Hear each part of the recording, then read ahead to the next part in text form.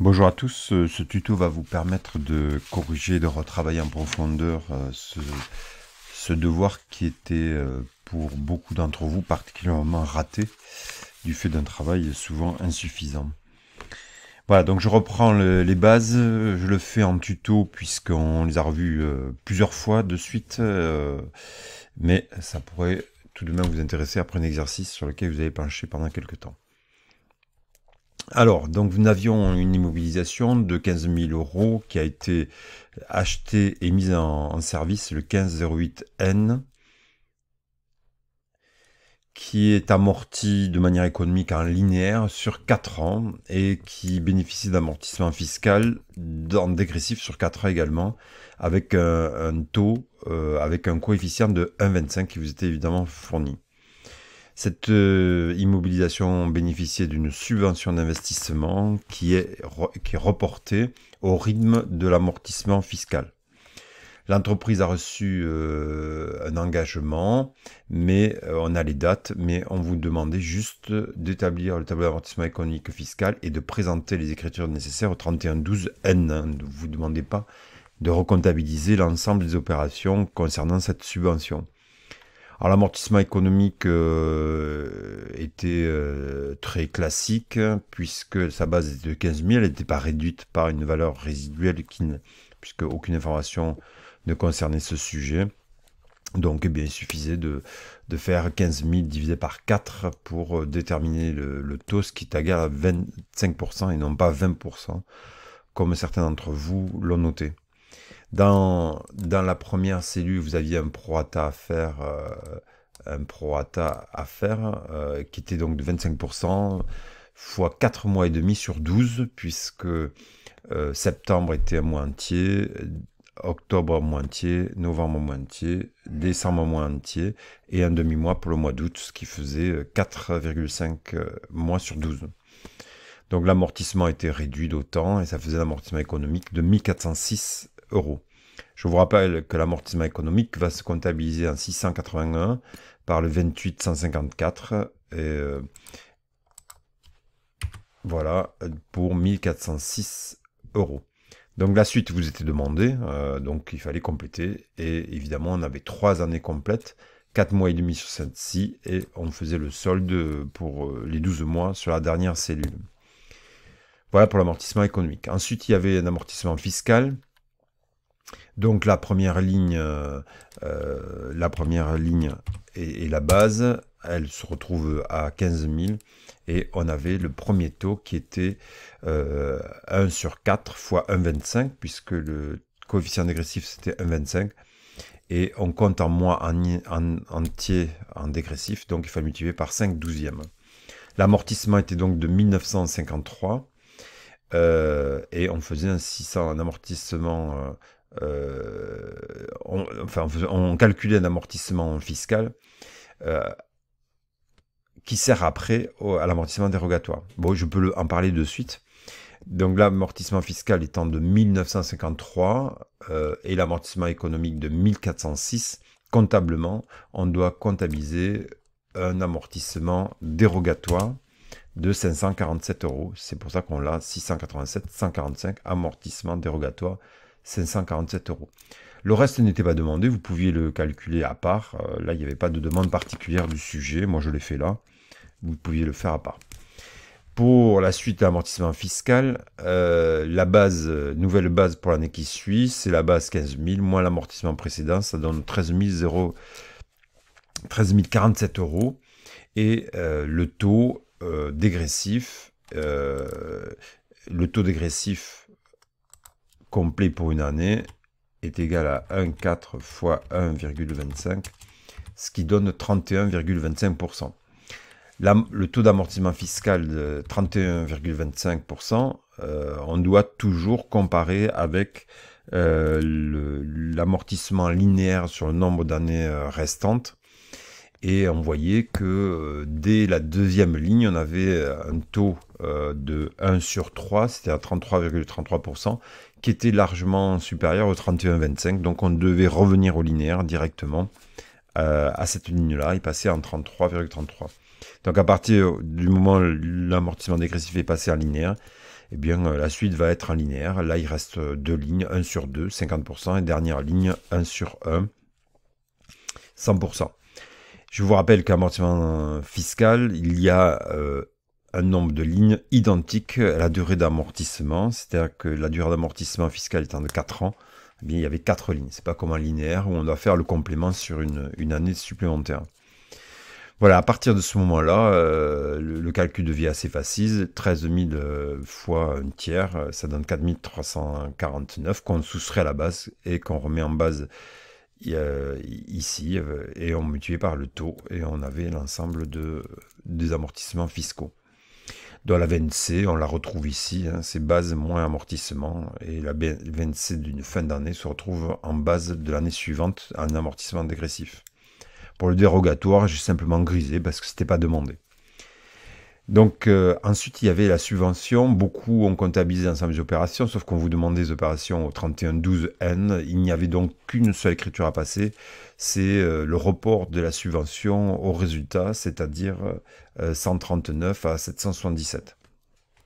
Je vous rappelle que c'est une écriture, un produit calculé qui va faire l'objet d'une prise en compte dans le calcul de la CAF, analyse financière.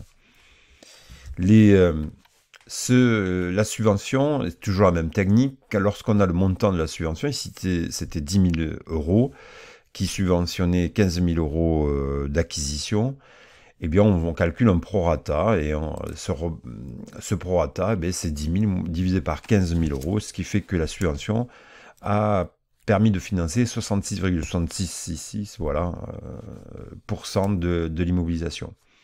Sachant que le report au résultat de la subvention se faisait au prorata des amortissements fiscaux, eh bien on prenait les amortissements fiscaux qui sont ici et on multipliait par le taux de 66,67. Alors moi je les ai mis ici, vous pouvez les mettre où vous voulez.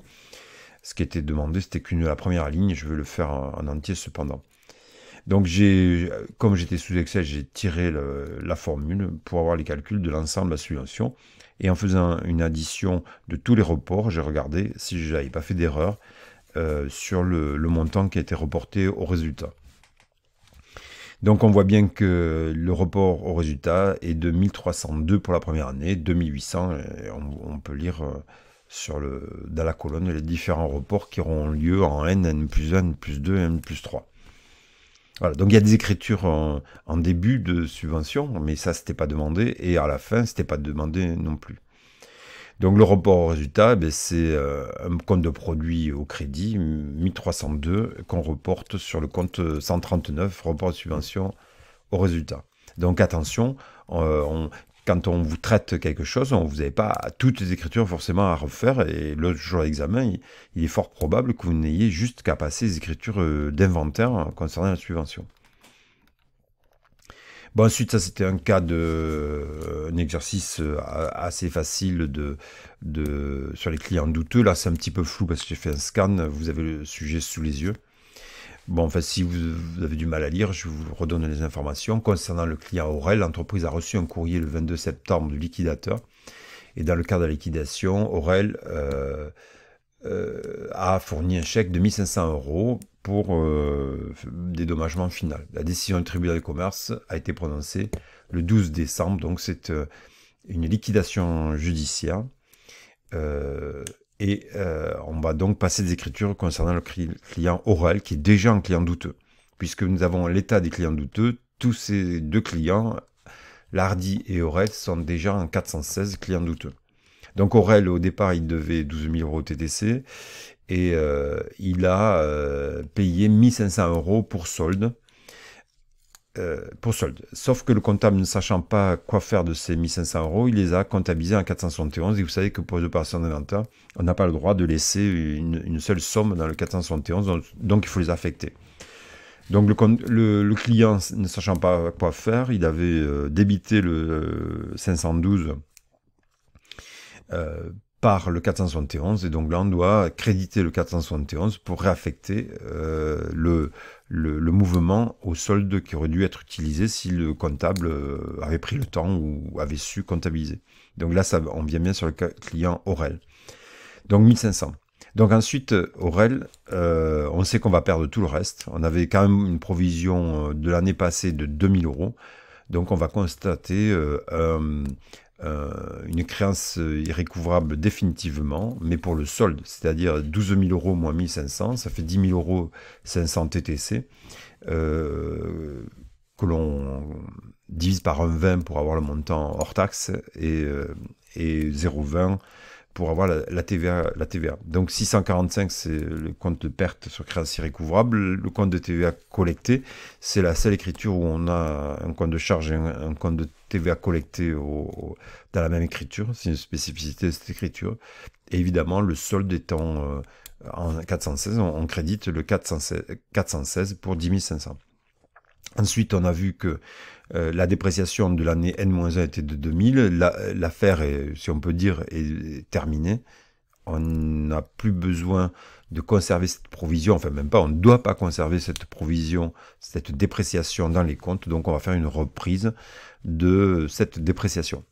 Voilà pour le client Aurel. Ensuite, il y avait le client Lardy, qui est déjà un client douteux, donc il n'est pas utile de transférer des 411 416 comme beaucoup le font, puisque là on est déjà dans le client douteux, donc c'est déjà comptabilisé en 416. Donc le client Lardy, lui, il devait une créance de 9 432 euros et on risque de perdre 80 euros, 80% de la créance. Donc il faut que notre dépréciation soit égale à 80% de cette créance. Mais comme la TVA n'est pas un poids pour l'entreprise, on doit faire 80% du montant hors taxe, c'est-à-dire 7 860. Donc quand on fait 7 860 fois 80%, on obtient un chiffre, mais en sachant que l'an passé, nous avions déjà comptabilisé une dépréciation, donc il y a déjà dans les comptes 49, 3144. Bien, on va soustraire ces 3144 au montant qu'on a trouvé de dépréciation. Et comme on voit qu'il faut l'augmenter, cette dépréciation, bien on va constater 681 à 49,11 dépréciation sur les comptes clients.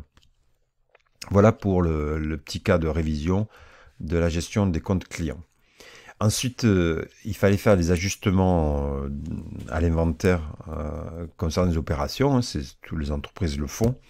Une entreprise qui avait livré des marchandises au 30 décembre, la facture de montant de 2000 euros sera établie qu'en janvier. Le montant est connu et définitif lors de la livraison. Alors, une entreprise, ça veut dire que c'est pas nous, donc c'est forcément un fournisseur qui nous a livré quelque chose. Une marchandise et on n'a pas reçu la facture, sachant qu'elle arrive en janvier. Les chiffres, au moment où on passe les écritures, on connaît les valeurs. Donc on peut passer l'écriture de facture à recevoir. Donc on constate 607, l'achat de marchandises pour les 2000. Là, un compte de TVA à régulariser 44 58 6 et 408,11 fournisseur, facture à recevoir pour 2400, pas de difficulté sur cette écriture. Ensuite, l'entreprise a reçu le 1er décembre 24 000 euros correspondant à une redevance annuelle pour l'exploitation d'un brevet que nous avons concédé. Cette redevance est payable d'avance, donc pour nous c'est un produit. Donc le client a payé cette redevance de 24 000 euros, sauf qu'il y en a une bonne partie qui ne correspond pas à l'exercice N, alors qu'on a déjà comptabilisé ces 24 000 euros dans le 751. Puisqu'on a encaissé 512 à 751. Donc ici, qu'est-ce qu'on fait? On calcule par mois de combien est la redevance, et on sait qu'on a 11 mois qui correspond à l'exercice N plus 1, donc on doit diminuer la valeur du 751 de 22 000 euros pour ne laisser que, en fait, 24 000 moins 22 000, ça fait 2000 euros pour juste le mois de décembre. Je vous rappelle que ces écritures sont contrepassées au 1er janvier. Donc c'est juste pour l'établissement des documents de synthèse, bilan et compte de résultat. Et au nom de l'indépendance d'exercice, n'avoir dans les comptes de produits et de charges que ce qui correspond à l'exercice N et pas des informations ou des données correspondant à l'exercice suivant. Voilà, ensuite il y avait... l'entreprise avait acheté de la publicité, des brochures publicitaire pour un montant de 5000 euros. Et au 31/12, elle n'a pu distribuer que 20% des brochures. Donc, les 80% restants seront utilisés en N+1. Donc, on voit bien que là, elle a acheté, comptabilisé 5000 euros dans le compte 623. 80% de cette valeur correspond à des valeurs utilisées en exercice N+1. Donc, il faut diminuer le compte de charge de 4000, c'est-à-dire 5000 fois 80% qui n'est pas consommé. Et c'est évidemment, puisqu'on diminue une charge, c'est une charge constatée d'avance en 486. Toujours pareil, cette écriture est contrepassée au 1er janvier. Ensuite, il y avait une assurance extrêmement classique, une assurance annuelle pour un local commercial, qui est payée d'avance le 12/10 pour 900 euros. Alors bon, il y a plusieurs façons de faire. On sait que nous allons avoir une bonne partie qui correspond à l'exercice N+1. Pour l'exercice N, il faut avoir 28 jours pour décembre, 30 pour novembre et 30 pour décembre. Ce qui fait 88 jours pour l'exercice N. Et par soustraction, on peut faire 360 moins 88. Ça fait 272 jours qui correspond à l'exercice N+1. Donc là, on doit supprimer, comme tout à l'heure, le compte de charge, enfin, diminuer le compte de charge temporairement de la valeur. Donc, et ça faisait 680. Voilà. Donc je rappelle, on peut dire en N, je dois avoir simplement 28 plus 30 plus 30, je dois avoir simplement 88 jours. Donc, par soustraction, on peut dire qu'en N+1, je dois imputer 360, je dois imputer, l'assurance doit correspondre 88 jours en N et 272 jours en N+1.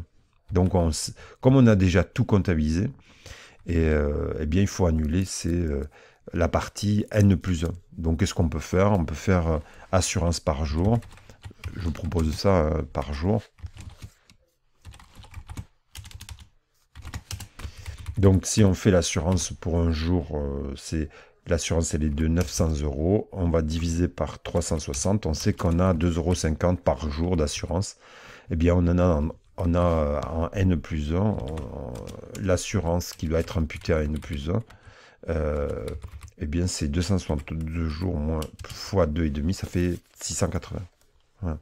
Bon, à N+1, donc, l'assurance doit correspondre à 680. Et pour N, on peut faire le petit calcul en dessous. Pour N,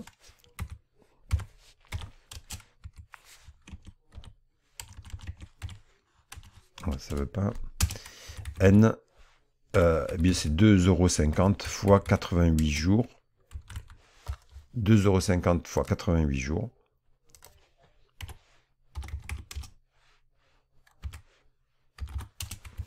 Ça fait 220 €. Donc on voit bien que sur les 900, il faut que reste 220 €. Donc je dois annuler 680. Voilà, j'espère que cette correction vous aura permis de réviser les notions de base. Merci.